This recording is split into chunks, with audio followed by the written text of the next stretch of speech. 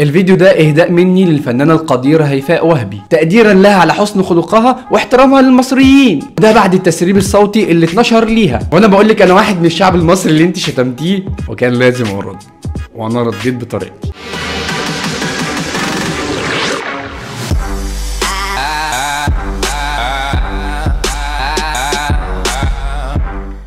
ازيكم عاملين ايه؟ يا رب تكونوا كويسين. الفيديو ده لكل واحده عايزه تغني ومش عارفه تعمل ايه، لكل واحده بتدور على قدوه ليها ومش لاقيه حد، لكل واحده عايزه تتعلم قواعد الفن الصح وازاي تبقى فنانه، لكل واحده تعبت من التدوير. انا بقول لك وتدوري ليه؟ قدوتك اهي، قدمي نفسك يا قدوه. هيفا انا. وبتعملي ايه بقى يا هيفا؟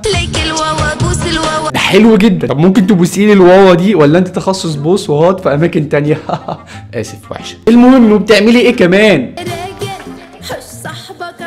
خلاص مش مستاهله تندهي الرجب، انا عارفه شراني.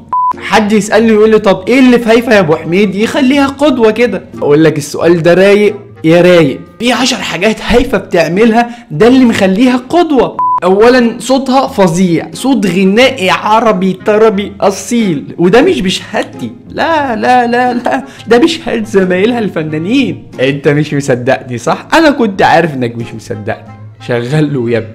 ويعني انا حضرت لها حفله ما شفتش نشاز بتغني مظبوط.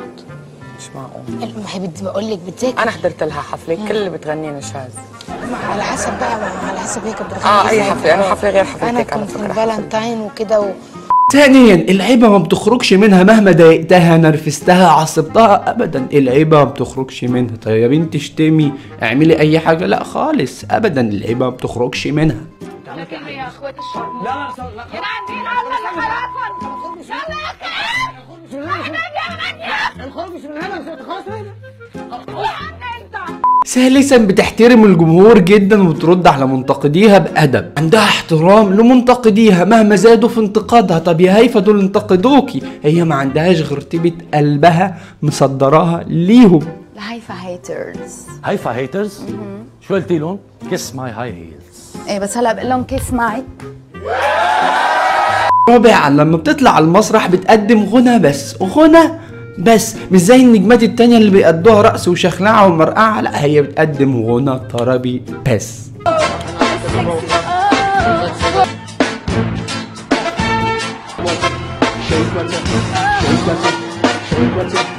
خامسا دخلت مجال التمثيل وحققت نجاح باهر جدا وقدمت اعمال مؤثره جدا هتدوم في السينما مئات السنين. مئات ايه يا عم؟ الاف السنين.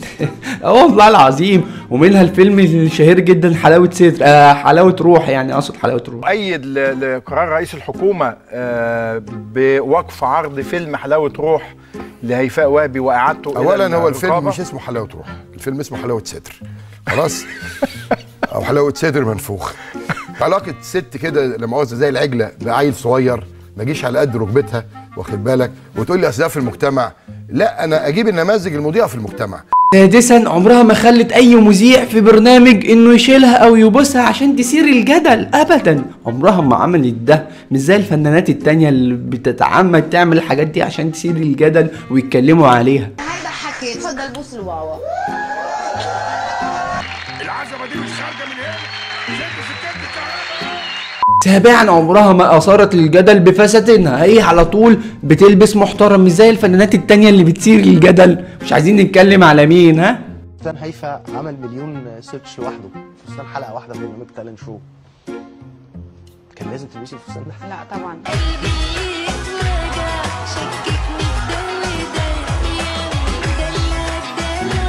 ثامنا بقى لما بتغلط بتتأسف وما تكررش الغلط بتاعها ده تاني، زي موضوع الفستان ما تكررش تاني.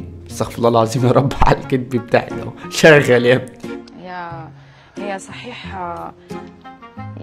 عارفه احنا في شغلنا عندنا ساعات اغلاط.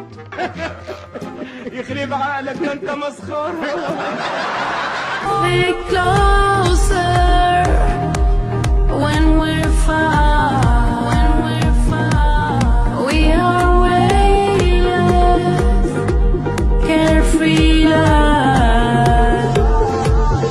تاسعا على طول بتدين بالفضل لنجاحها للمصريين اللي عملوها وعملوا ليها اسم وكيان، وفي رسالة شكر هي بعتاها ليهم مخصوص يعني. انا مش جايه جورجيا، واعلى ما في خيلكوا اعملوه، وهو بيرد عليا هناك، يبقى انت بتقول له وبتسمعه مش طالع كس امكم كلكم. فاهمين يا اولاد المتلاكه؟ فاهمين يا مصريين؟ عشيرة متدينة وعلى طول بتقرا في المصحف وعلى طول بيجي لها مصاحف هدية. طبعا انتوا شايفين الرياكشن بتاع وش الرياكشن ده مش ده، وانا بتكلم عشان ده موضوع ديني، واكيد يعني مش هينفع نتنمر في حاجة فيها دين وكده يعني. الموضوع اصلا يعني كله تنمر يعني. تحفظي صور من القرآن؟ ايه بحفظ صور من القرآن وبقرا الحمد لله قرآن كتير. صباح الخير يا طهرة، صباح الخير يا عفيفة، والله ما عايفين الا بدعاك يا حاجة. اعتقد دول اهم 10 حاجات مخليين هيفا قدوة، ومش اي قدوة، دي قدوة جدا. فلو انتي عايزة تبقي زي هيفا قدامك 10 حاجات تعمليهم. عرفت ازاي تبقي هيفا؟ اهو بس كده، ده كل اللي كنت عايز اقوله. سلام.